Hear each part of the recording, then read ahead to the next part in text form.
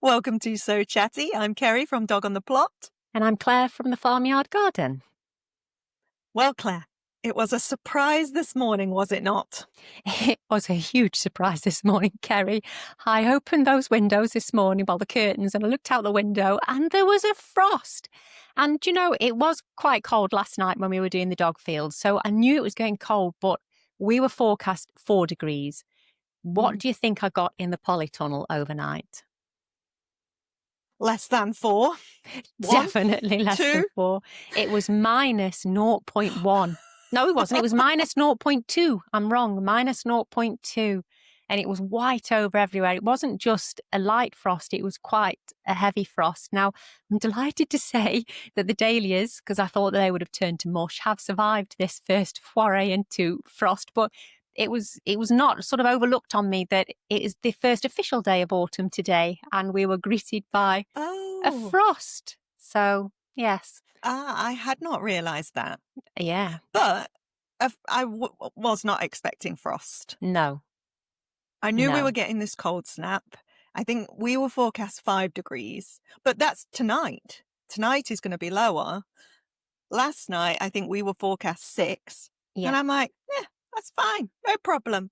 And yeah, woke up to a frost. Couldn't believe it. Although I felt like last year we had an early frost and it wilted the nasturtiums, because nasturtiums are a really good one to check if you actually got a frost, because they will not stand for it.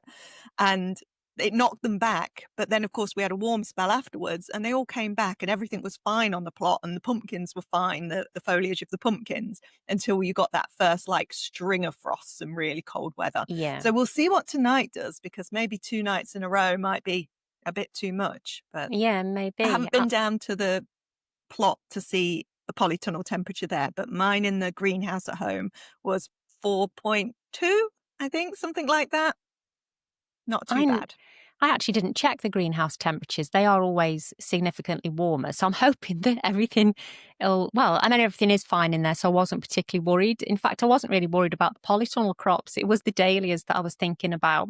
And my nasturtiums are okay. In fact, the blue pepe ones that were really struggling in the heat, they are on a resurgence at the moment. They look absolutely gorgeous, and they still do this morning. So yeah, we're forecast again colder tonight, so we shall see what tomorrow brings.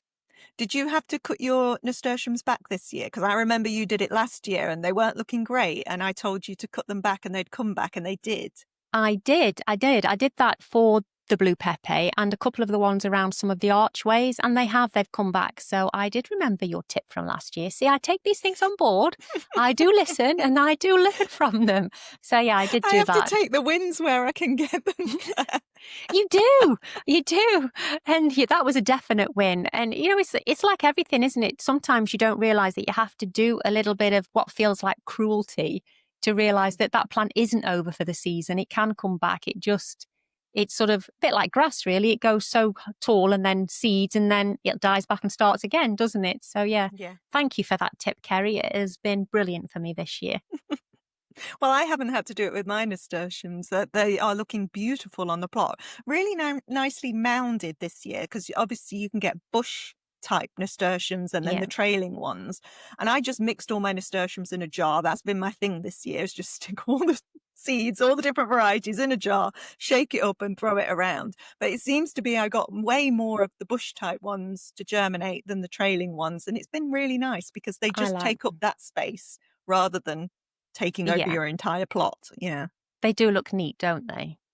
Yeah. So how much have you been on your tractor this week? Have you been holding up all the traffic in Staffordshire? Have you been going to get your pint of milk down the shop? I haven't. No, I haven't been out of the farm with it. I don't think I'll ever do that again. It was a bit of a bumpy ride. And there's so many potholes on our lane. When you've got that transport box on the back, it really rattles. So when I went to the shop really early in the morning, I'm sure I woke not only our parish, but the next village as well. But no, I haven't. I've stayed on the farm, but I have been very busy on it. So anyone that's watched the video on Sunday, and like I say every week, if you didn't, why not? Please head there now. And I did use the tractor to help me with doing some wood chip paths. And I know Duncan says the telehandler is better. It can carry more. It could have dropped it over the fence. But you know what? The telehandler would have dropped it all over the beds, over the fence. Yeah. And it's just so nice to know that I could do it when I was ready to do it and not have to wait for Duncan to help me, which is lovely when he does help. But sometimes it holds me up. It was just nice to be self-sufficient and, let's be honest, to have an excuse to use the tractor.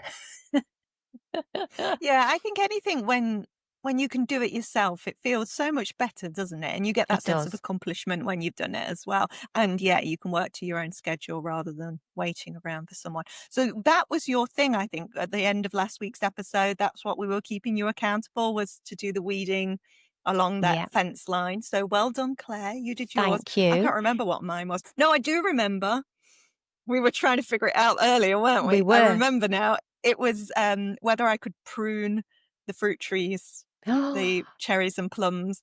And lots of people, they did recommend, and for the most part, I think people were saying go for it, and they had done it in the past without any problems. The more I read online about it, the more scared I got. But we have like far too many of these damson trees on the plot. And most of them are on my brother-in-law's and sister's plot. So they asked me to bring the pronabos down at the weekend, and they went crazy. They did proper big prune of those damson trees. And then after they had finished, I dropped the pronabo off at my mom's house. Everybody's getting a use. And she did her damson trees in the garden, and she's got a couple in there. And if she was to do those of a normal year with the kinds of tools that she would have, it's an effort. It's a big job.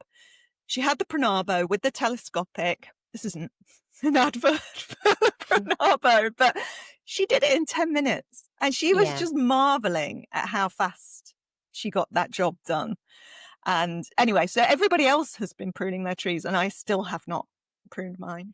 And obviously now we're heading towards frost, you're going to be even less inclined to use them, aren't you? Well, see, I don't know if it's to do with the frost particularly, because it's a fungal, silverleaf is a fungal infection. Yeah. And what I was reading was it's about whether it can get into the wound that you make on the tree. I guess if it's wet and frosty, that might make the wound more susceptible to the fungus then. But yeah, maybe I should wait until we've had this cold snap, because things are looking slightly better afterwards, and just go for it. It's nice in the week, though. I don't think there's no rain forecast, so I wouldn't be too worried from that point of view. I mean, obviously we had a lot of rain over the weekend, but there's no rain forecast now. I actually have tree wound dressing, a paste that you put on after you've cut them. So I would probably be inclined to use that at the moment, just to give you a little bit extra. Yeah, because I think now the recommendation is that you don't use anything to cover the wounds, that you should let them, callus, dry, whatever, naturally. But maybe if you are doing it out of season at the wrong time, maybe that's a time that you would use it then. Yeah, maybe. Yeah. But the other thing I was thinking was, with those pronabos, because the cut is so clean, maybe that will also help. Oh yeah, you're not crushing at the bark, are you? It's a very clinical cut. Yeah. They are brilliant, aren't they? The thing with them is, I find, is that you go out to do a little bit of pruning and you do a lot, because it's so easy and you literally get trigger happy with them, don't you? And I think you get to the point as well where you're so excited by how easily and effortlessly it cuts that you keep pushing to do bigger cuts, the thicker stems, and can it cut? Can it cut? And before you know it, your 10-year-old huge tree is now a little stump like this. It's funny you should say it, because that's exactly what Mum says. She says, that took me 10 minutes. She says, I could cut down the whole garden. It's like, stop. My sister was looking at these because they took the big branches from the plums down, and then she was chopping them up into smaller bits, and she's like, do you think it can go through this? And I'm like, 5 centimeters. And then we're like, well, what is 5 centimeters? And we're all looking at our wrists and thinking, oh yeah, it could cut through wrists. Well, and that's when you start getting worried about the pronabos. Yeah. Because I'm letting everybody borrow them, and it's great, they're getting lots of use, and but every single time I'm like, be careful, and also at your own risk. Yes. I was really unsure about saying yes to those when Prunarbo contacted me. And as I know you were as well, weren't you? But honestly, it's probably number 2 on the list of things that I've been sent to try that I've really, really liked. Obviously, number 1, no mistake, is the lawnmower. But the Prunarbo shears, yeah, definitely. It's a shame they're as expensive as they are for anyone to just buy them. But there are cheaper versions out there. They just don't cut to the 5 centimetres, do they? But I'm sure, if you wanted them for roses or, things that were like a rose stem size, they'd still be brilliant for that, the cheaper version. So maybe we'll put a link in the description in case anyone is genuinely interested in that kind of tool. We'll put that in the description below. Yeah, because one of the things Mum said was, because she has arthritis, and using pruners and things like that, it's quite hard, on the hands.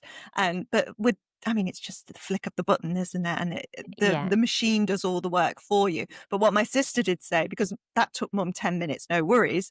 But my sister did like a good hour of cutting up all these branches. And she said her wrist really felt it the next day, because it is a heavy piece, because it's got the battery on it as well.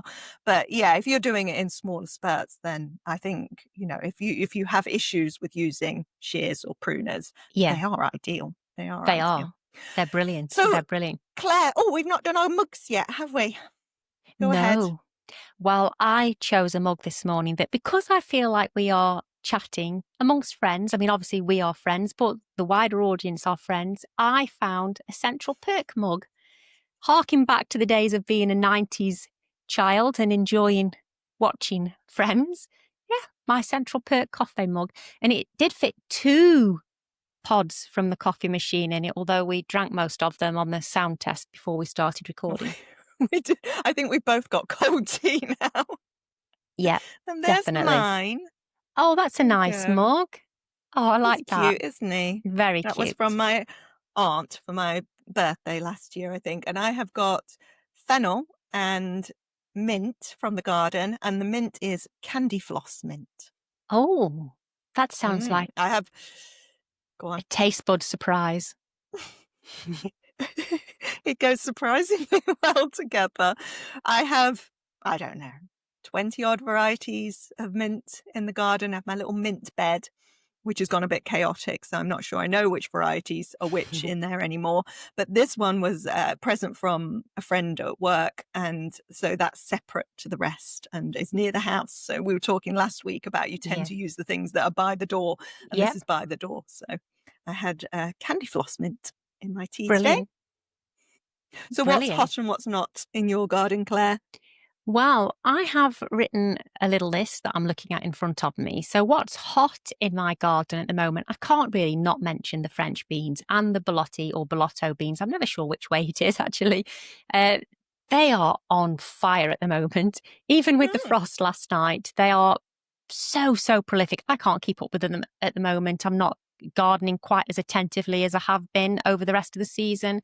So I am finding that a lot of them are just going a little bit too tough now. But obviously the Belotti beans are to dry anyway, so that's no big deal. But they just look magnificent for how slow they were at the start of the season. To see that structure absolutely full and thick of foliage.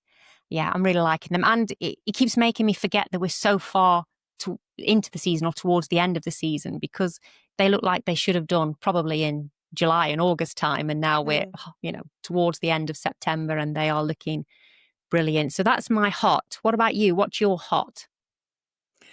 Well, not the beans, because I felt this year that there was no good moment for the beans. Like they were there, they were little and they were flowering fine. And then they were suddenly too big. You know, they'd gone tough. That was with the runners. I'm also doing Belotti, so I'm leaving those to dry. I've got Cherokee Trail of Tears, which is also, I think, a drying bean. Although all of these you can eat young, can't you, as well? Yeah. But yeah, I feel like I missed the window with the beans. So that's my plan now, is just to leave them and then collect the dried beans. But other than that, I was thinking, I think my hot is that the plot is still just heaving with produce, and I was wondering if this is one of the good things about being a bit late to the game throughout the season, is that as everybody else seems to be sort of packing the plots away, There's still lots and lots coming on mine. The peppers look absolutely amazing. Still waiting for them to ripen a little bit, but there's so many peppers this year, and so many aubergines. The leeks look really good. So yeah, because I was filming at the weekend and having a good look around the whole plot, I could take it all in and think, wow, there's still lots going on here and lots still to harvest. And I feel that too, because when I walk around mine, I can see, obviously I have certain empty beds, that I've started with the green manures. So there are a few empty beds and you think, oh, it's dying back. But then you look around and I've got so many beds that if I only have 4 or 5 beds empty, but I actually have 40 odd beds, then there's a lot still growing. I've got more beds full of produce now than I had for the entirety of last season. So yeah, there is still a lot of abundance in our plots, in our gardens to go yet, isn't there? And it is quite exciting. Yeah. Although, I am a bit fed up now with the patty pans. I'll be honest, I'm not sad that they're starting with powdery mildew. I'm kind of a bit like, how many patty pans? Then they're beautiful. They're absolutely beautiful. I nearly brought them in to be my show and tell because they're just so lovely to see them. Everyone thinks they're brilliant. And then they go, what do they taste like? And I say, well, they're a bit like a courgette. Oh, no, I don't like courgette. I'm like, why don't I just tell them? They're just summer squash. Don't mention courgette. Con them. Well, a little exclusive from my video upcoming is that I don't think I'm going to be growing patty pans again. Say what now? Precisely for that reason, because they look fantastic and they've been really prolific this year, much more so than the courgettes actually, although the courgettes have been fine. Yeah. And I think this year is only the first year that I've properly got patty pans. Yeah, I remember last year you were struggling, weren't you? Yeah. Yeah, I think I got a couple of like small ones, but you leave them too long and the skin gets tough, doesn't it? And I think that's been my main issue with them, is that if I want to use summer squash or something courgette-like in a dish, I just want to be able to chop it up and put it in it like you would a courgette. Yeah. Whereas the patty pan, it feels like the skin's too tough to do that. The seeds are more like distributed within the center of it. And then, so it makes the patty pan, the only thing you really want to do with it is stuff it. And how many stuffed patty pans do you want in a season, Claire?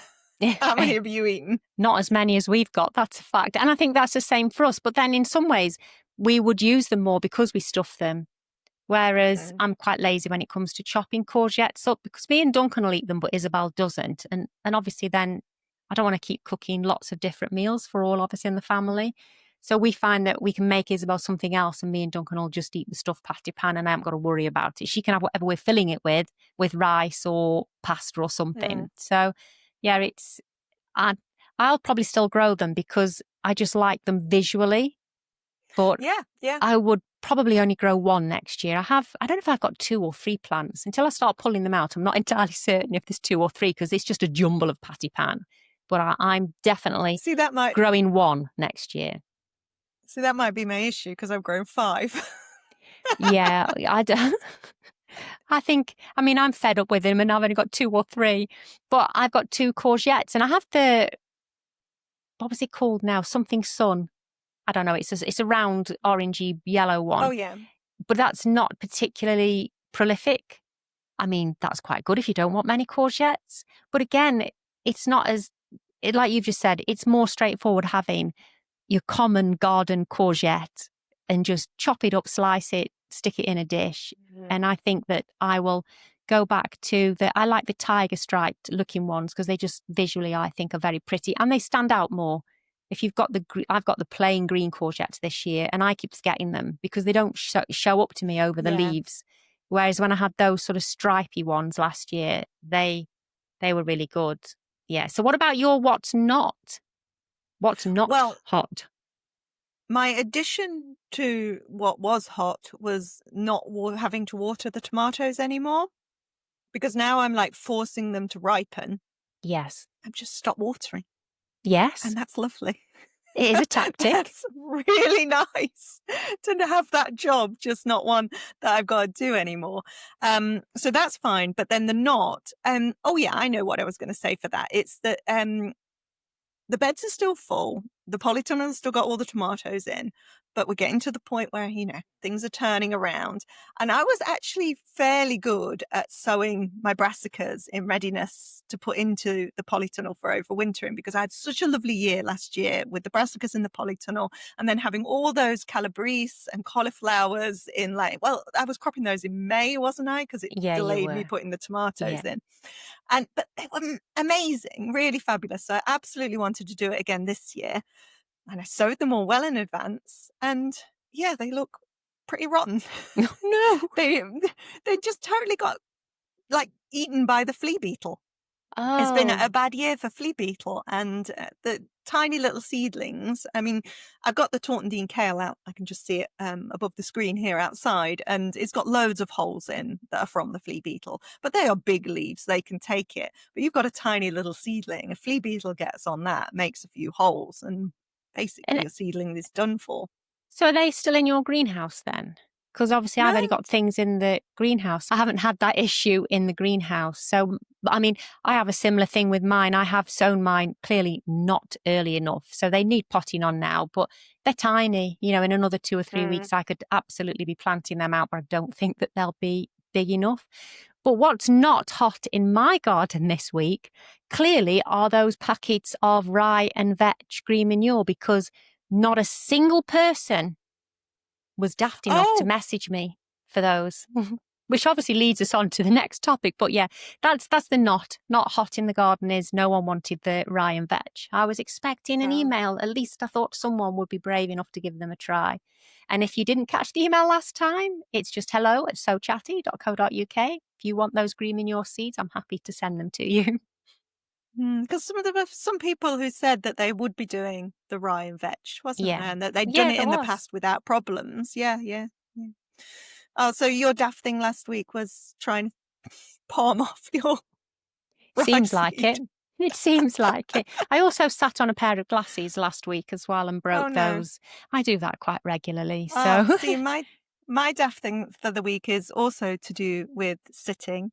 So I went down to the plot after I'd walked the dog, and I just sat down to leave you a little message, didn't I, Claire? Oh, actually, Kerry, I don't think you need to tell this story anymore, because if I unlock my phone here, as if the power of technology, this is the message that Kerry sent to me. So you can have this in almost real time now.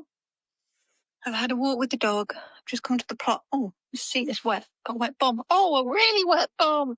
Oh my goodness. Oh my goodness. I'm wringing it out. Oh, it's going all down my leg.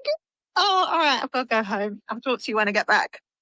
Oh, honestly, Kerry, the mental image that conjured. And it was totally your fault. I hadn't sat down to send you a message. But yeah, it was awful. I turned to my sister, I sat down in your greenhouse and now I've got a wet bum. And she's like, how is the water getting in? I'm like, well, this is the thing with secondhand greenhouses. There are gaps and the water gets in. And we've got these bucket chairs that are in there. And of course, all the water collects. And I did not check. I did not look. No. I just sat in an entire puddle of water. I find that my greenhouse leaks in the ridge. Or both of my greenhouses. Yes. So it comes through the ridge. And I think it must bounce and sort of just get underneath. There's just like a little bit of a gap there. And yeah, that's where mine comes in. So and I think there's one of them under the window. There's some little extra holes for if you were putting a automatic opener. So there's different holes in the window frame.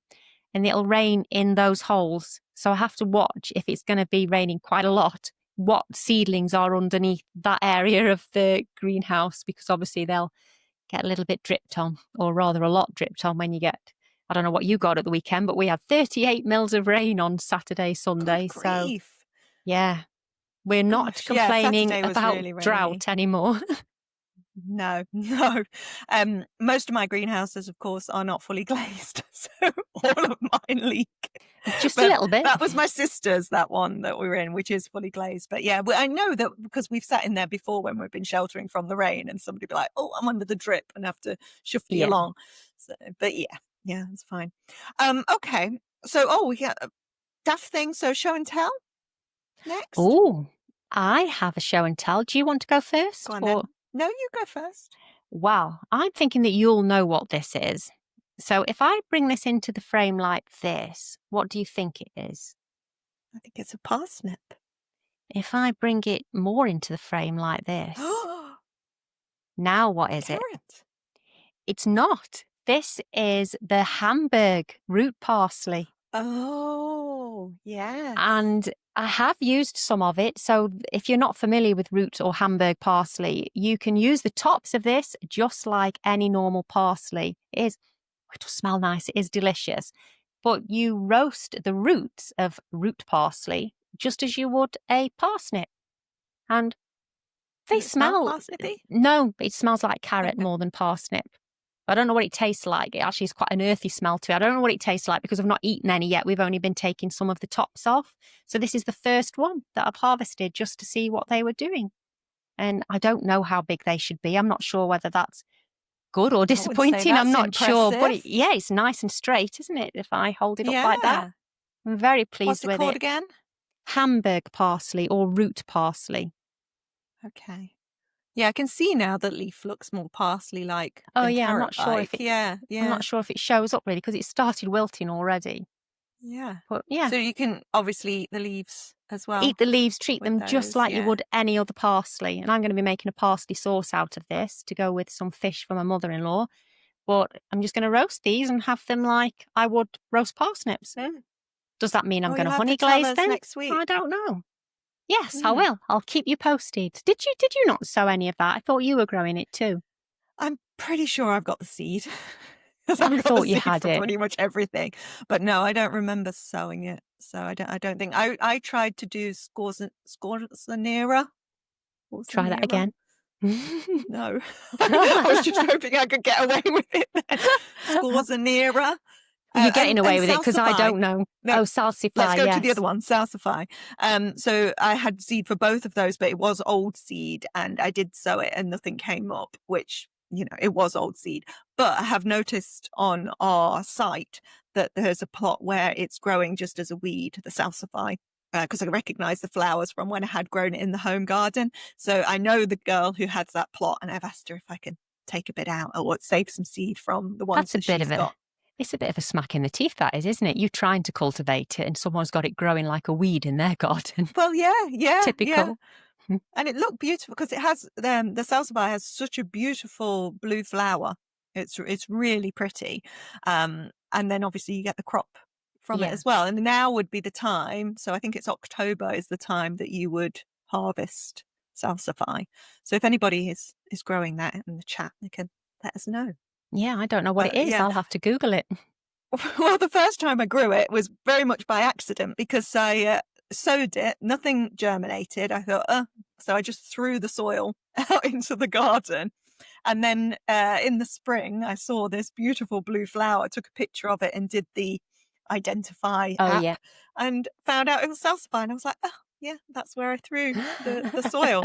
And then I had noted to go in October and dig up the root. Could I find it? Oh no.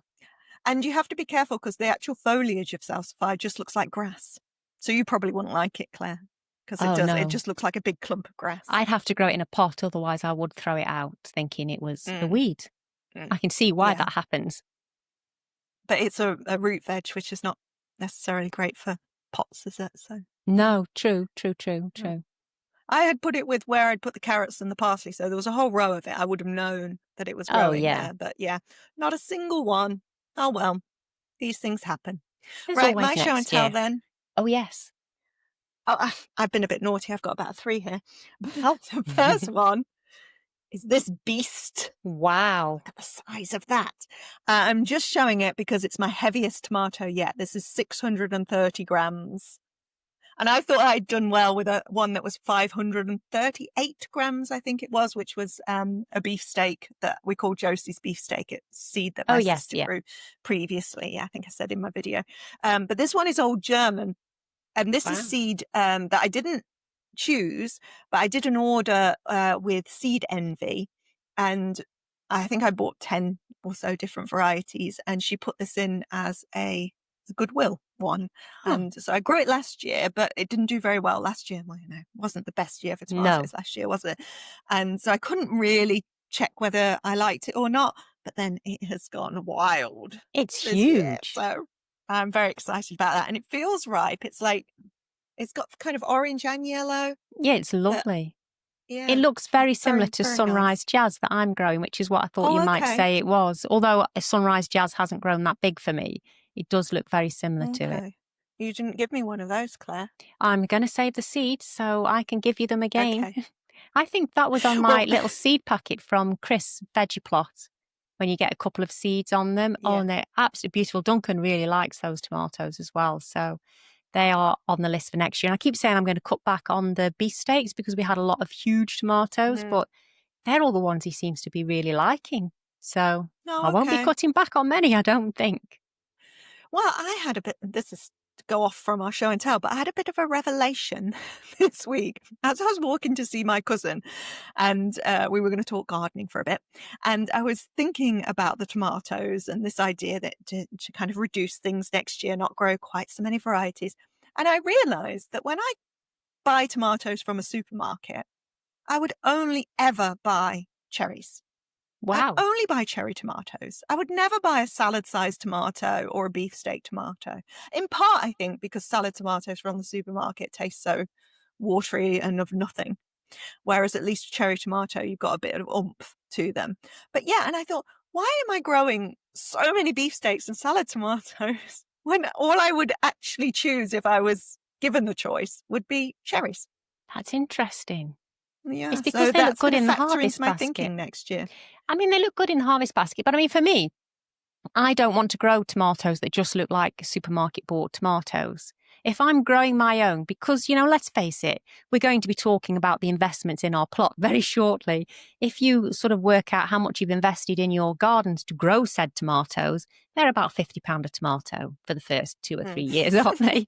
You know, the return on them is, I mean, maybe slightly exaggerating, but so for me, that's why I don't want to grow something I can just buy in a supermarket and remind myself how cheap a packet of tomatoes can be. I intentionally want to go and grow something that I can't just go and buy. Hence, I'll grow the patty pans and not the normal courgettes. Hence, I have all these fancy looking tomatoes that to me just smell like tomatoes. And Duncan, he does say they taste different, but they're still obviously a tomato.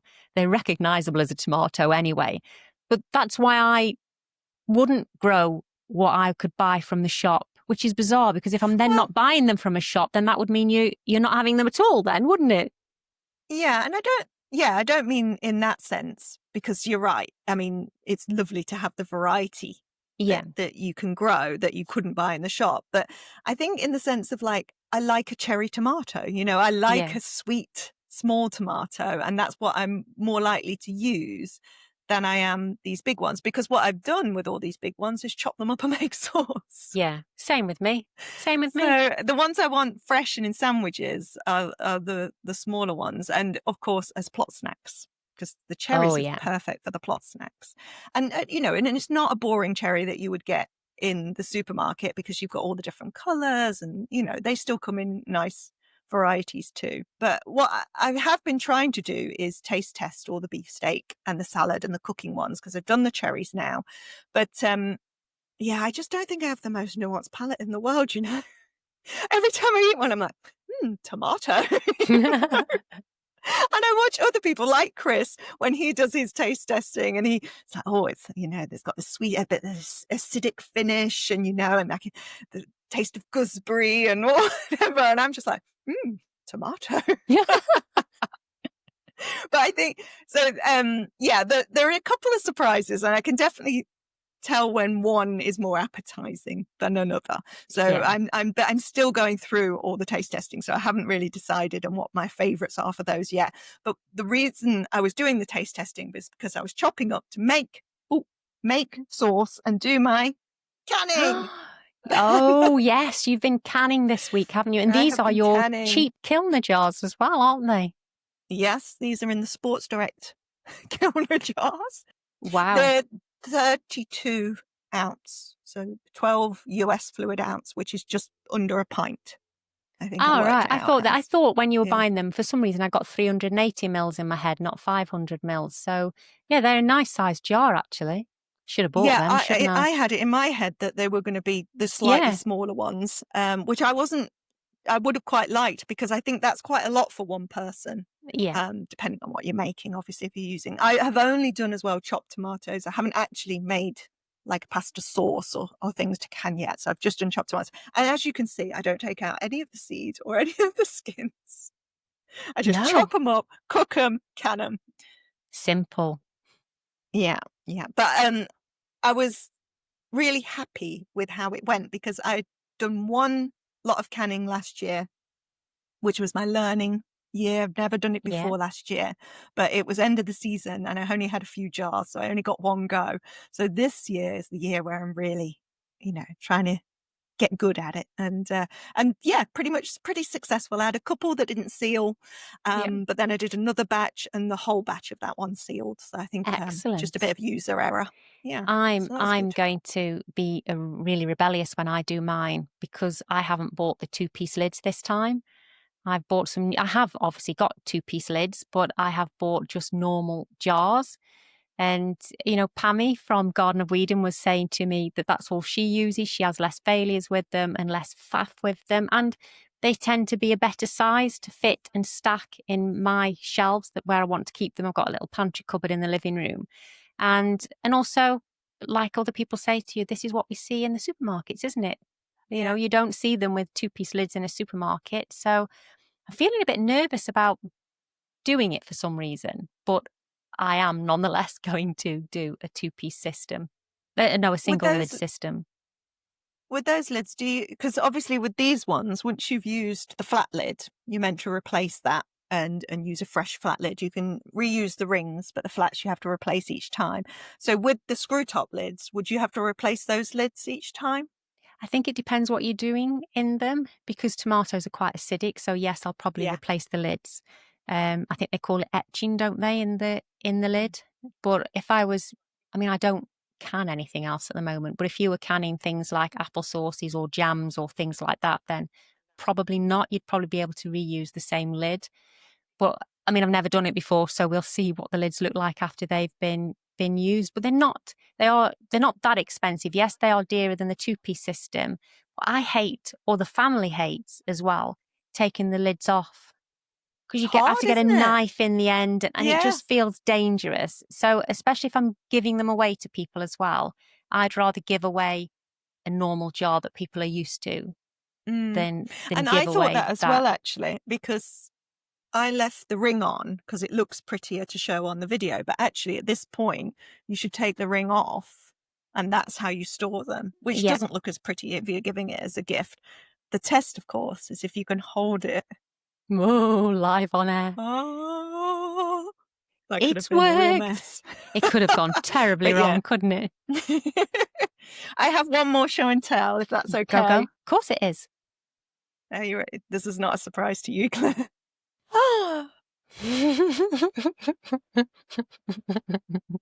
I couldn't resist. We've joked about this, haven't we? Go on, tell the story. I was going to say, it's a running joke. Because Claire is so kind to donate so much to my garden, infrastructure as well as plants and seeds. And we have joked, and particularly about one bed in the garden, because I think it was the tenderstone broccoli that you gave me last year and I took out. And then I put in the shallots. I think it was the red sun shallots that you gave me. And they went in afterwards. And I was like, this is really a bed that is sponsored by Claire. So it's been a bit of a running joke since. And I'm debating where to put it. Liam says he'll put some holes in for it. Yeah, it needs holes drilling in it. So I could put it on that bed, but I would quite like it on the plot, I think. I think it's. I'm glad that you appreciated the joke, and also we can't not mention the fact that the reason I've sent you that is a little funny gift, because someone has a birthday this week, don't they, Kerry? So I'm hoping that everyone in the chat now will join me in wishing you a very happy birthday for today. It's tomorrow from when we're filming, but it is today, isn't it? No, it's not. No, it's Claire, Wednesday. It's Wednesday. It's Wednesday. It's the 24th, isn't it? Tomorrow. Your birthday. While people are watching this, your birthday is tomorrow. So yes, please join me in wishing Kerry a very happy birthday. Oh, thank you. And I know you get days mixed up because of the life every you day lead, is the Claire. same. It's like you just, yeah. Every day's a weekend. That's how it is on the farm. That's how I hear. It is. Right. Any bargain of the week? I didn't have a bargain of the week, I don't think, only to say that there are a lot of seed sales on right now. I've been getting the emails. Yes, so me too. If you're looking to stock up, my advice with buying seed at this time of year that isn't like the fresh seed that is full price is that just don't buy things like onions. Oh, yeah. Or parsnips. Parsnip seed. Yeah. Yeah. They need to be fresh. They really need to be fresh. Yeah. And we have learnt it the hard way. We have. I have anyway. Have I bought anything for the garden this week? No, I haven't bought anything for the garden this year. Very good. I have been very good. I mean, I've spent money this week, but I haven't bought anything for the garden. So no, I don't have a bargain of the week either. Hopefully someone in the chat had a bargain of the week and can make us go and think about something we can go and spend some pennies on, because that would be good. Yeah. This is sometimes the morning that I would nip to the garden centre as I'm coming back to Leicester. But because we were recording, I didn't have time. So this is good for me. This is keeping me away from the garden centre. Sorry. Well, being that we're talking about costs, we should get on to our main event then, which is about the cost of growing. And I felt like to sort of caveat all of this, because this came across really strongly in the community posts and the polls that people were responding to this week. And thank you to everybody who's participating in those. It's great because it gives us data to talk about and stories from you. So thank you for doing that. But the overwhelming response was that for the most part, yes, maybe you spend a lot more than you reap back in terms of your produce and your harvest.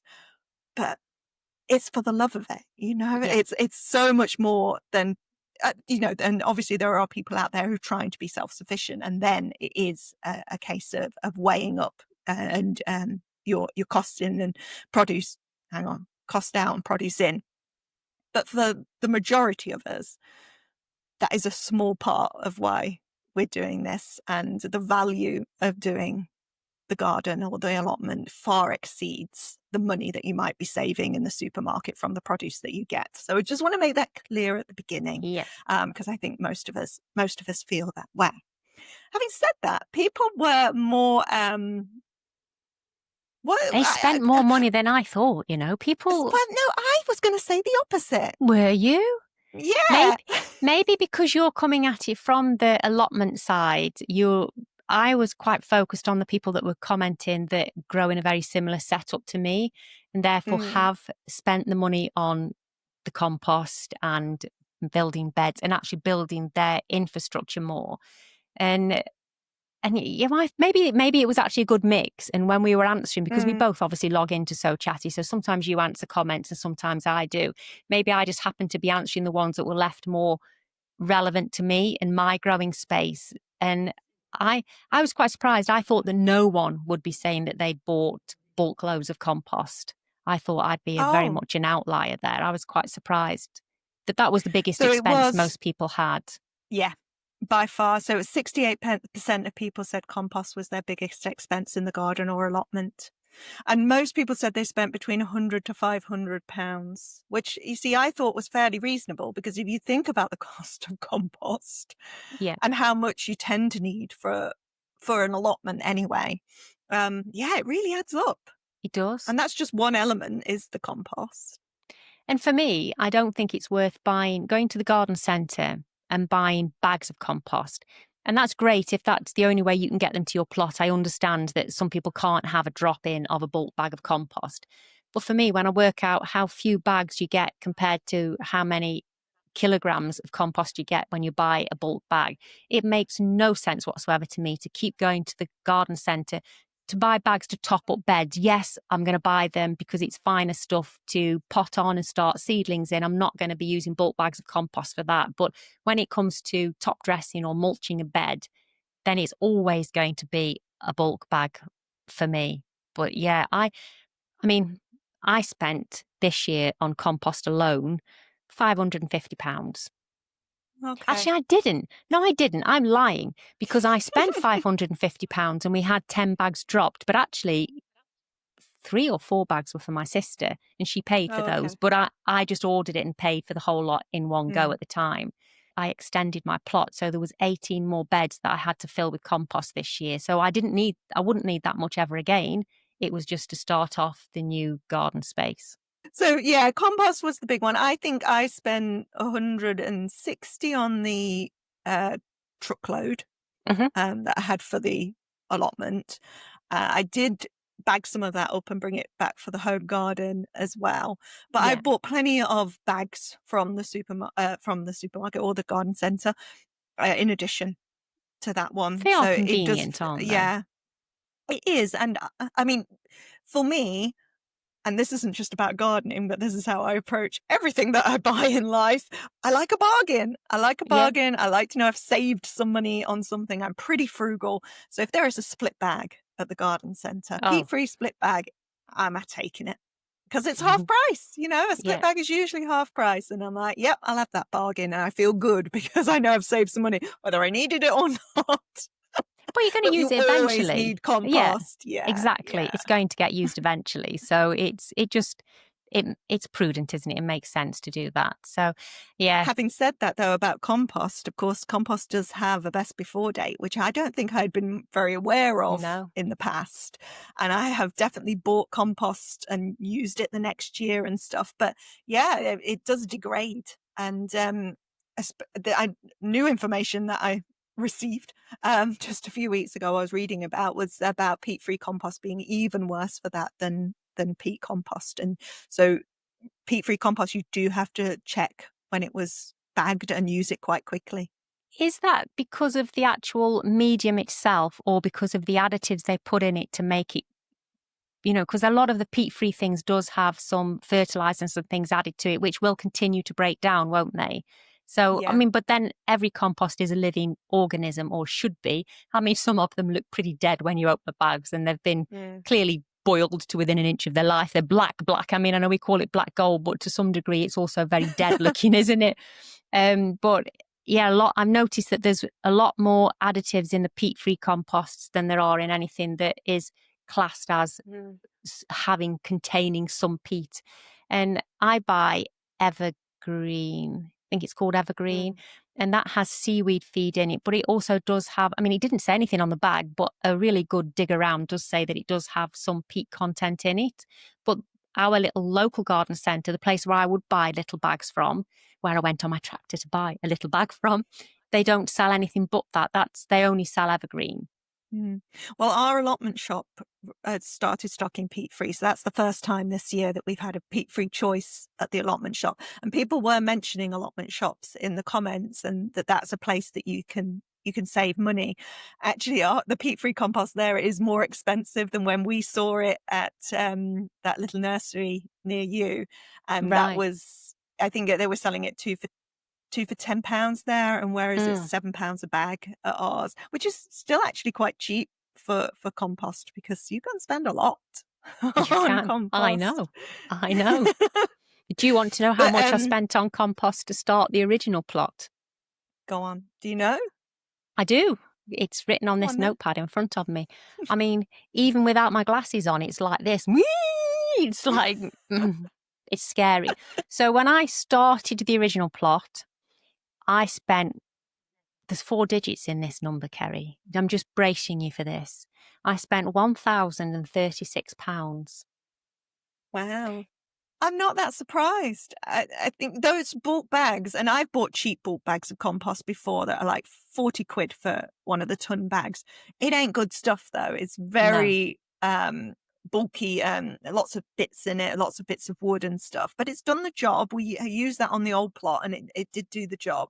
Mark, who has been doing a whole renovation of one strip of our allotment, so a whole plot, put raised beds across the whole of it with 2 greenhouses as well.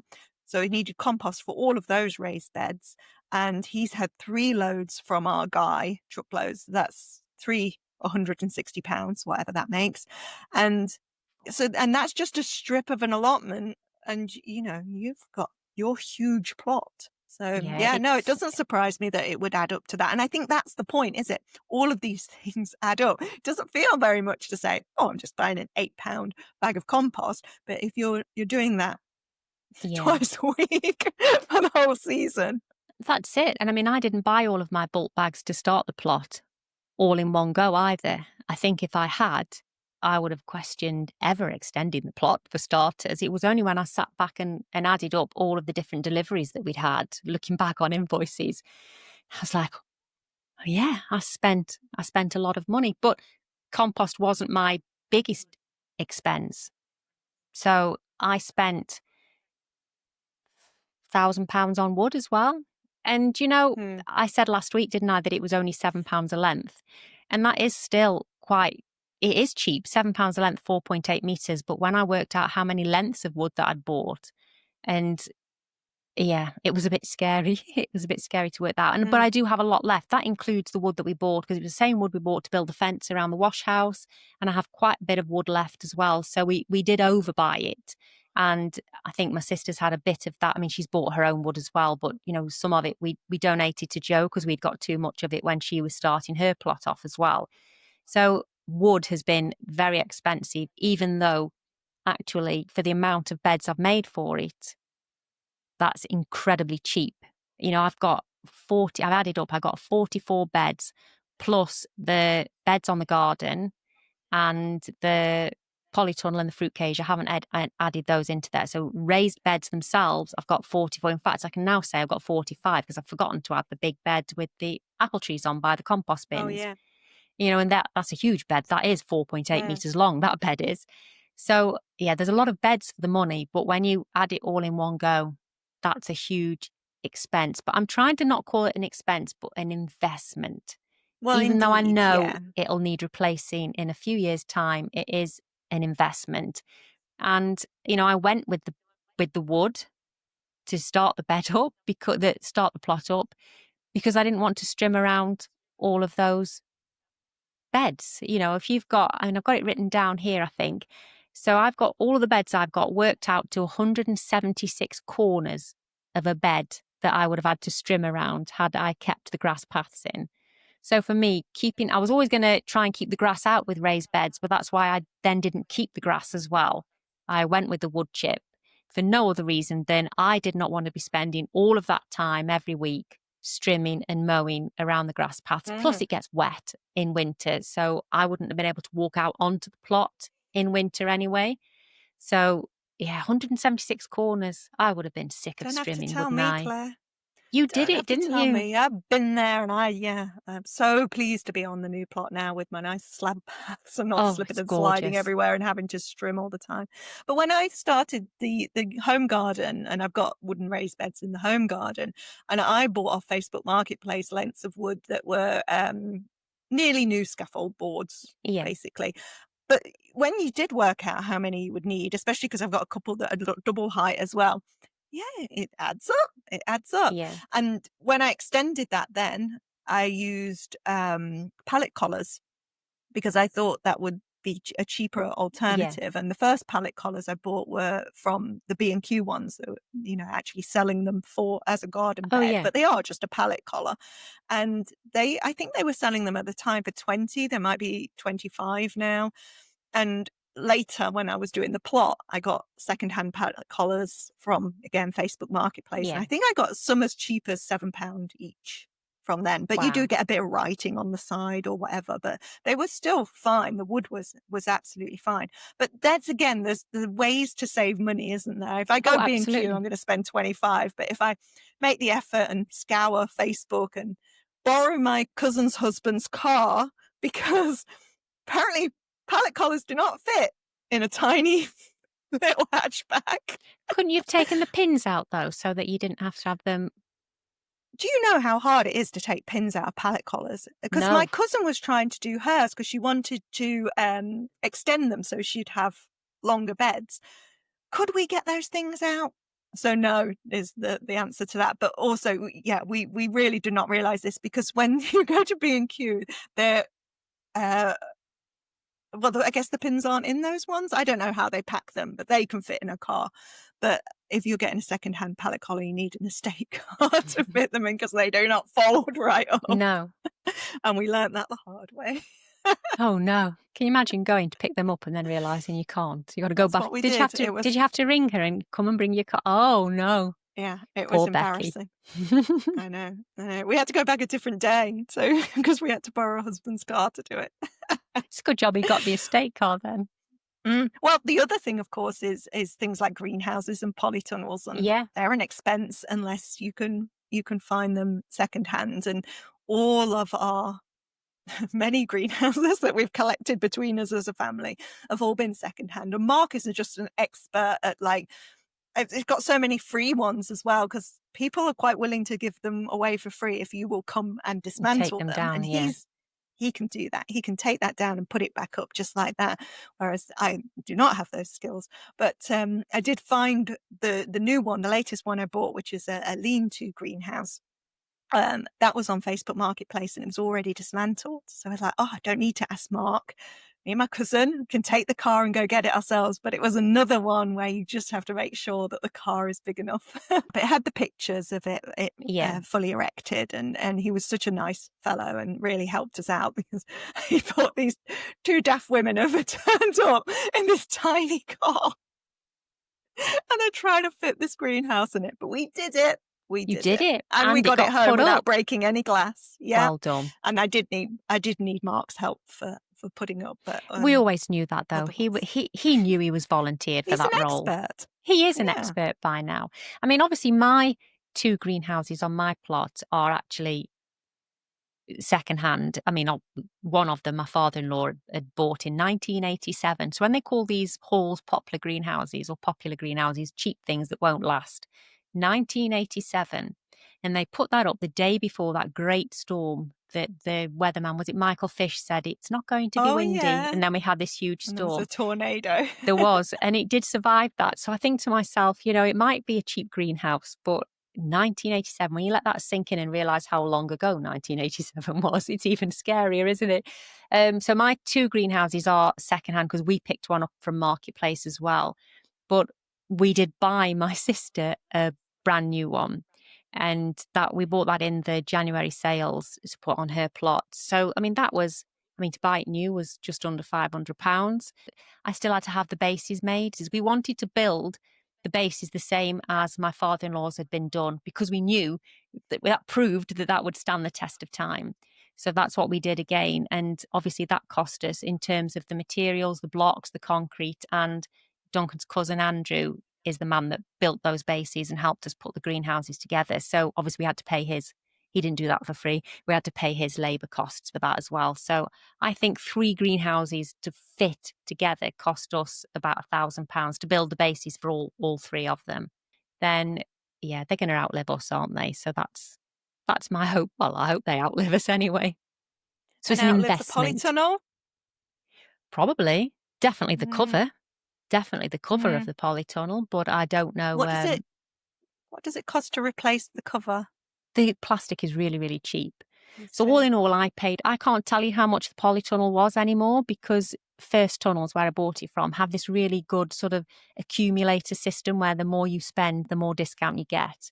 So I know that the fruit case should have been over £400, but I ended up only spending an extra £168 to add the fruit cage onto my order, because it tipped me over this threshold that meant the discount went from 10% to 20%. And so it just became so much cheaper. It was silly not to buy it at the same time. And so I spent £1,452 in total for the polytunnel and the fruit cage. That was your polytunnel would have been double the price if you hadn't have put it up yourself. Oh gosh, yeah, it's the same again, I believe, to have them erected by First Tunnels. I'm sure that there's people out there that would put one up for you that wouldn't necessarily charge as much as First Tunnels. There's got to be someone out there that would do it for you. But I have heard that it's really expensive to have them put up. But on the flip side, it took us a week to do it. And Duncan was very much that, I mean, he doesn't get paid an hourly rate, but if he did get paid an hourly rate, he was reminding me how much his hourly rate at minimum wage would have been for the amount of time he spent to put the polytunnel up. I still don't think that it came anywhere near having them do it for us, but they would have done it in an afternoon, whereas it took us the best part of a week. And not that it literally takes that long to put a polytunnel up, but we were doing it around farming, so we only had a few hours each afternoon to do it, and it was red hot. The week that we had put aside to do it, it was absolutely roasting, 50 degrees in the polytunnel when we were covering it. But yeah, they're very expensive. Well, if anyone wants to save some money by erecting their own polytunnel, they can check out your videos. Hey, Claire. I do have a back catalogue of that. I do. You're right. So we kind of covered compost infrastructure. I guess one of the other things that wouldn't affect you, but for us who have allotments, is allotment rent. Yeah. And I'm very lucky that we continue to be one of the allotment sites that has almost, it's almost a nominal fee for rent. So the strip that I currently work, so my plot is bigger, but of course I share it with Mark, but my strip in itself is about £27 for the year, which is the cheapest land you will ever rent, ever. It beggars belief to me that it is actually as cheap as it is. And we have stayed on the right side of what is a big price hike in allotment sites for the time being. Our price rises that we have had and that we foresee in the future will be determined by the water that we use and water rates. That is the big expense for the site. But I know plots elsewhere in the country, people are paying over £100 for a council local authority type plot. If it's a private plot, even more, into the 200s and upwards of that. And we had somebody comment from Canada who was paying, was it 320 Canadian dollars for a piece of land that they work that's on a local farm. So it can be very expensive. That can be a big expense for people if you are renting land to grow on. I'm just moving in my chair. Sorry, I've got the sun in my face. Got the little sun, so I feel very lucky that continues to be much of a much. That's not anything I really factor into my costing for the year. So compost was the big one for me, but seeds is probably up there. And again, I'm somebody who buys from sales, and there are times when I will splurge on a lot of these tomato seeds that I've been growing this year. Is probably one of my big expenses because tomato seeds can get up there. I do, as a member of the National Allotment Society, I do get the members King's catalogue, so the much cheaper prices in here than for the general public. I saw you, Claire, with your King's catalogue the other day, and I'm like, mine are cheaper. But they're not, are they? Because my sister because my sister is a member of the Allotment Society. But so yours cover is different. She gave me this. I've got one, but I've got the regular one, but she has the allotment one. So I've got it to look at it, but I will order through my sister's one, she gets the discount. Can you just pay to be a member of the Allotment Society then, even if you're not on regular allotment? I didn't realise that. I thought it had to be. I thought that they had to be council-owned allotments, but they don't. You can be on a private allotment and still have an allotment association membership. And and obviously, technically, that is what Jo is doing. She doesn't pay me any rent. Her rent even trumps yours. We wouldn't be charging her at all, obviously. But she gets a membership, and I think it was. Don't quote me on this, but I'm sure. No, she paid more than that. So she has to pay more for membership then. It was, I'm sure it was 20 something pounds for her membership. Because I was going to say, if it's only £5, then it's well worth doing, because you'd only need to buy 5 packets of seeds and you would have made your money back. Yeah. I think your allotment itself, your allotment group, I think they're a member, and then your little affiliate members, that's where your £5 membership comes from, because you are members within their membership. That's why it's cheaper for you. Okay. What about you for seed? Are you a big seed? Yeah, I've seen you. I've been to garden centres with you, Claire. I've seen you just throw those full-price packets into the trolley. If I want and I'm thinking, I'll wait for the sale. No, you don't think that, Kerry. You think I'll wait for her to give me the seedlings. That's true. No, if I want, yes, exactly, sponsored by the Farmyard Garden. If I want that seed, I have to say I don't particularly look at I don't look at the cost of the packet. But if I was buying them out of something like the King Seed catalogue, then I do start looking. I think because the garden centre, your eyes just, you just get it ahead of yourself and get excited. But when you sit there looking and you're comparing how many seeds are in that packet of carrots to that packet of carrots, and they look the same. So with the exception of the purple sun that I will always grow regardless, I'm not that bothered about what other variety of carrots that I grow. To me, they just taste like carrots. So as we've we've established, yes, I'm not nuanced with carrots. And so I will just buy whatever has more seeds per packet for price. Well, that was the other thing to check for, isn't it? Because I know in the Kings, I get seduced by new varieties and things. And sometimes you'll see there's 50 seeds in this packet, but there's 1,000 in this one, and the price is the same. Yeah. Yeah. Actually, thinking about it, the price of seeds really pales into comparison to the price of things like bulbs and tubers. I mean, what we spend on dahlias, Claire, that's not. Some people in the comments for this week were just like, let's not go there. I take the fifth, I'm not going to reveal. And I think when it comes to what we've probably spent on dahlias, we should, definitely. We don't want to incriminate ourselves. No. But going back to edibles, if you buy unusual edible tubers like yucca or yacon or what else have we bought? The dwarf Jerusalem artichokes, things like that. Those can be really pricey. And cuttings as well, if you get Tortondine kale or something like that. These more unusual perennials really can be expensive. And that's why I liked giving away the oca. Well, it'd be this year, really, wasn't it? Early on in this year, I gave away oca tubers because I only bought 6 oca tubers and they were £30. And I wasn't even sure that I was going to like it. It's a big risk as an expenditure because I'd never been able to even go and buy those in a shop. It's not something you're going to see in a supermarket or a farmer's market. Never seen oca before. I'd never heard of it before Mayu and you were growing it. And then I thought, I need to get on that gravy train. I need some oca. It looks fab. And the plant, it is beautiful, isn't it? It is well worth growing. But it's extremely expensive. So, I was giving them away in bags of 6 to 8 oca tubers, sometimes more. I'm thinking I'm giving away £30-40 here in terms of saving those other gardeners. So I'm quite good at doing that.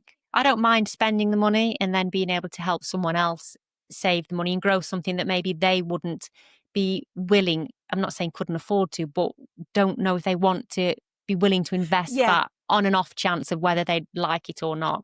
So I quite like being able to do that for others. Yeah, and that's been nice with kind of the YouTube community and stuff as well. Obviously do it with family and friends, but I remember, I think Ali, perhaps when she sent me the 9-star broccoli, and then I sent somebody some elephant garlic, and although I wasn't sending it back to Ali, you're kind of passing it around. It's that sort of, we were talking about kind of gifting economy, weren't we? Yeah. Previously. Garlic is another one that can be very expensive, especially if you're buying it from somewhere like Malvern. Yeah. Absolutely. And I gave loads away last year and they all did really, really well this time. So I'm not buying any garlic again at all. I'm just using my own. Yeah. So the other things we were kind of listing were about tools. That was quite a low. I think once you've got your toolbox, you're pretty much sorted. I think probably I would say the tool I've spent the most on would be the Pronabo if I had bought it. Yes. But that I haven't been gifted, the thing that I've probably spent the most on. Hori, maybe? Oh, yeah. Yeah. Because they can be quite expensive, but they are, I mean, I use it all the time. It's my like go-to piece of kit. We'll definitely have a main event where we'll talk about tools and things. The other thing I thought that was a regular main expense of mine was feeds. So I have the seaweed feed. I know you use like chicken pellets and the bloodfish and bone and stuff. You buy that in bulk though, don't you? Whereas the seaweed feed, I have bought in bulk, but when I worked it out, it wasn't any cheaper than buying the Westland cardboard tubs of it. So I have that on like a Amazon subscription, and I think, that's a tenner every couple of months or whatever it is set to. Yeah. It is expensive feed. And actually the seaweed feed, when I bought it and I thought, oh, it's coming in a really big pot, because mine wasn't powdered, mine was the liquid version. And I think it was a 5 litre tub. And I thought, brilliant, this is going to last me all season. It didn't, because you actually have to use so much of it compared to things like Tomarite. So yeah, it does work out expensive. But, I've been really lax this year. I bought the Comfrey, the Bocking 14 last year to use for obviously my own fertilizer, but then it didn't really take off. I mean, it is growing, it is surviving, but it's not hugely thriving.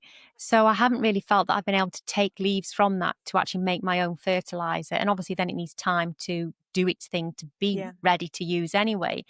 And I haven't, I could have done it with nettles, I could have done it with anything, but I haven't. I've stuck with buying something in, probably because it smells significantly better than making your own fertilizer. But, it's an expense we don't need to be spending, is it? But I have this mentality in my head that if I bought it, it's got to be better.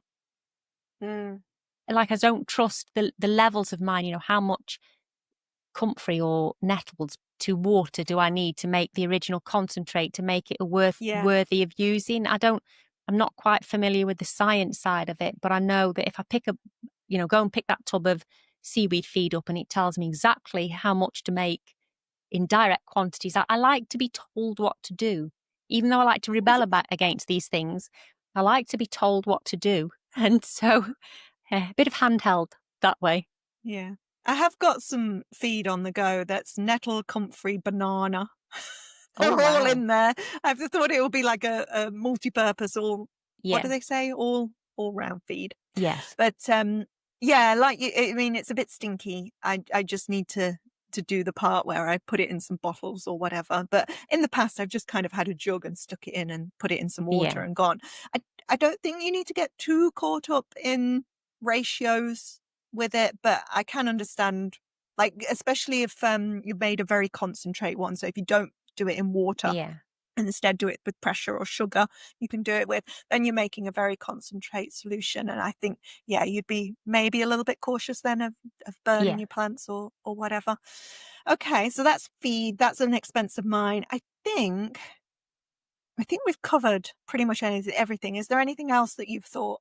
Well, I think that we also need to clarify the difference in growing spaces that actually make you spend more or less money. Obviously I grow at home, so I'm looking out on my garden all day, every day.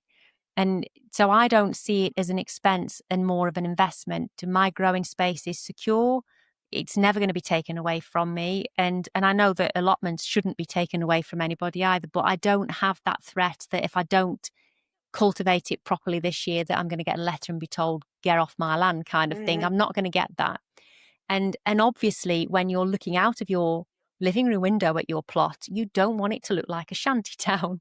And I have no objection to make do, mend, or whatever. But when you're growing at home, there's a very different mentality. I know Pammy, again, used this term form over function. And I'm probably more guilty of that. It's got to be aesthetically pleasing as well because it's on my garden. And I'm not saying that people on allotments don't care what their allotment looks like, but would I spend the amount of money that I've spent to set up the infrastructure on my plot if it was going on an allotment? And the answer to that is absolutely no. As much as I tease you over those archways that you put up, because I think they're just about a tenner each, aren't they? Yeah. Would I have spent any more if I was on an allotment? No, I don't think so. My archways were still cheap. Now that you've seen how they collapse. Well, yeah, but I would have gone with them to start with, absolutely. Or I might have tried to make something. But then, I was getting into an allotment. You've got to physically get the materials there. It's not like being able to use a telehandler like I can at home with access. So there's a very different idea. And also, my plot started from scratch. I did not inherit anything. There was no infrastructure in place. I wasn't, just tidying up something that was already gifted to me in the sense that someone else had done that work for me. It was a field. So I didn't have anything to make do and mend with. I didn't have anything to adapt or just to make good again, it had to be started from scratch. So year on year, my investment in my plot is going to get a lot less. It's only been expensive this year in the way that it has because obviously I extended it. I don't intend to extend it next year. So as far as I'm concerned, infrastructure-wise, it's almost done. I almost have everything I need to do it. I've got to do outside the wash house yet, but I have all of those materials. So hopefully I'll be more on your level of expense from here on in. Will you be having a discarded bathtub on your plot, Claire? I have them all over the farm, but I don't have them in my plot. No, I won't have a bed. I don't have those all over the farm. Really divides viewers and people who share plots with me. But I do like that about allotments, that because I think it's a different approach, it's a different mentality, isn't it? It makes perfect sense that if it's your home garden, you invest in your home garden. You ain't moving anywhere. It's you want it to last and you want it to look good. On allotment, I moved allotment after 2 years, so there's certain things that I could take with me, other things I kind of left behind, or the greenhouse I had on there, which was smaller, and I got a bigger one here, so that went to my cousin again. So you're just kind of gifting things and shuffling them around. That's all lovely. The Belfast sinks that we found, just the random things that you look at often on the street. I see things on the street and I think, could I use that on the allotment?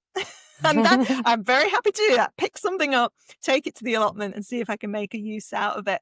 And I love that mentality about allotments. And it does have that sense of, mend and make do. And you just make something out of nothing. On our old plot, sister site, they had people growing in toilets, things like that. I've seen that. It's novelty, isn't it? And it's fun. So I do like that. But there's also the old adage, isn't it? You buy cheap, you get cheap. And that's what happened with those arches. And I shall rethink it next year, because the swing frame that was my nephew's when he was a little kid, and I have that to grow beans up, sturdy as anything, that is fine. And that was just something that, you make a new use out of it. But buying those arches that are specifically meant to be outside and could withstand the weather, and clearly they're not really fit for purpose. They rust. They're not after really, 1 are year. they? Yeah. No. So I learnt my lesson. I was going to say I learnt my lesson, but of course I bought a lot of those arches. It's like I really need to learn my lesson now and not buy anymore. Okay, let's draw that to a close then. Obviously, we have quite different approaches to our growing spaces in terms of what we spend on them, but I think it makes perfect sense that we would both be doing it in the ways that we do. I want to take one viewer question then before we leave, and I picked this one because I think it's very timely. This one was from Lynn. She says she's got potatoes in a raised bed. They're ready to harvest.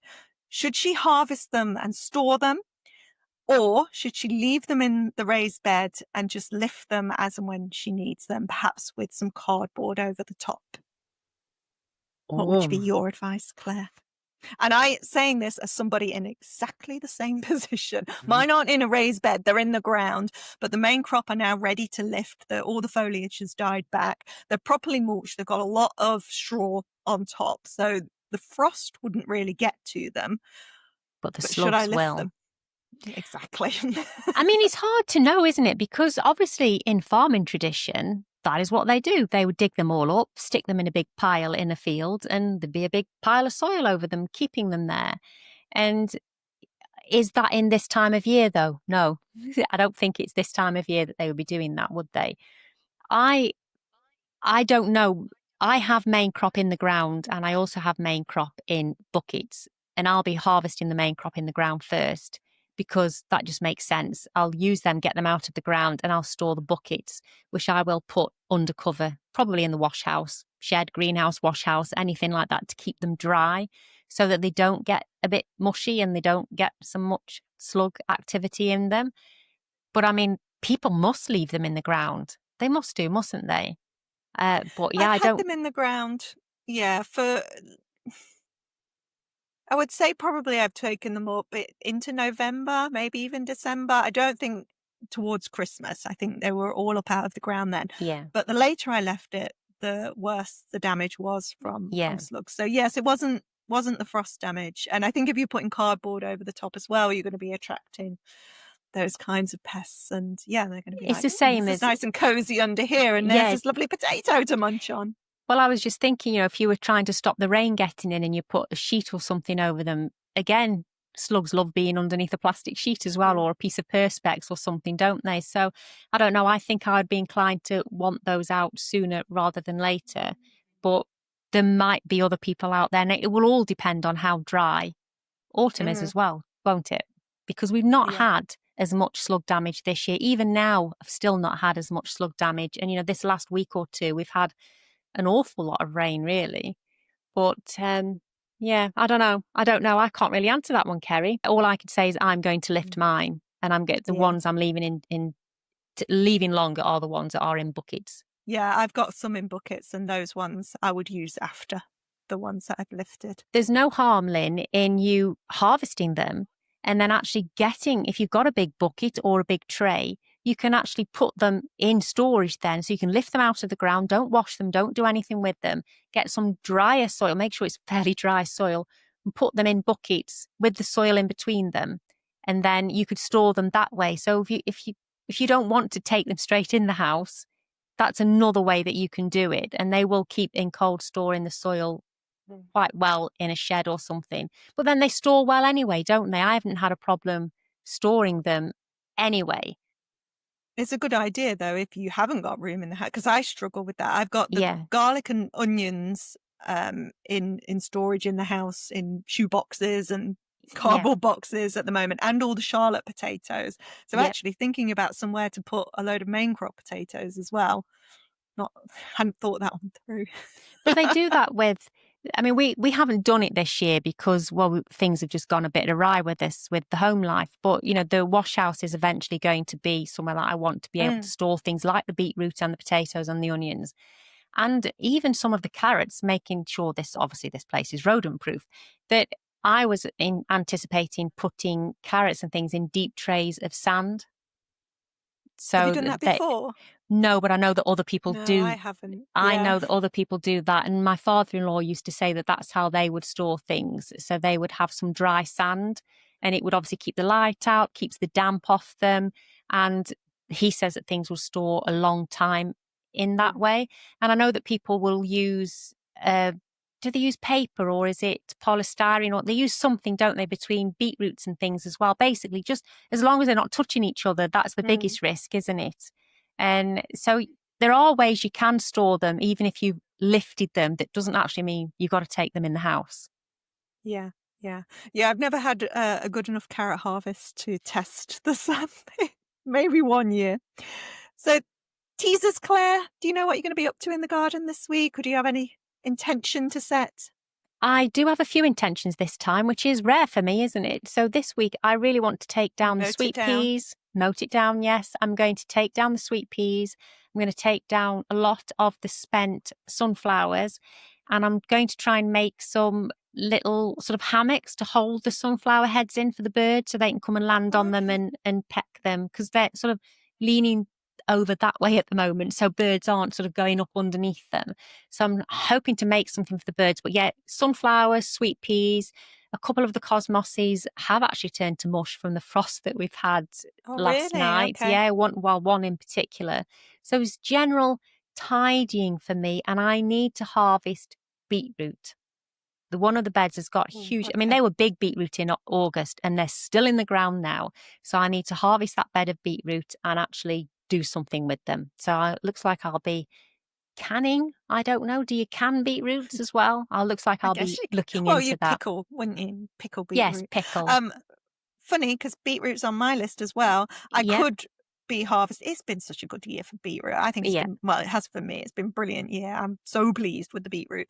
But I've got beetroot seedlings that I need to plant out. So they're either into the polytunnel for over winter, or try and get away with some outside I have some little gaps where I put the lettuces in, and I might put some of these little beetroot seedlings in there.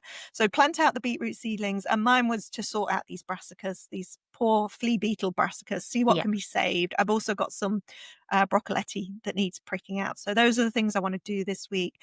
Teaser for my video, it's going to be a plot tour, full plot tour this week, including Mark's and my sister's plots as well. Oh, I look forward to that.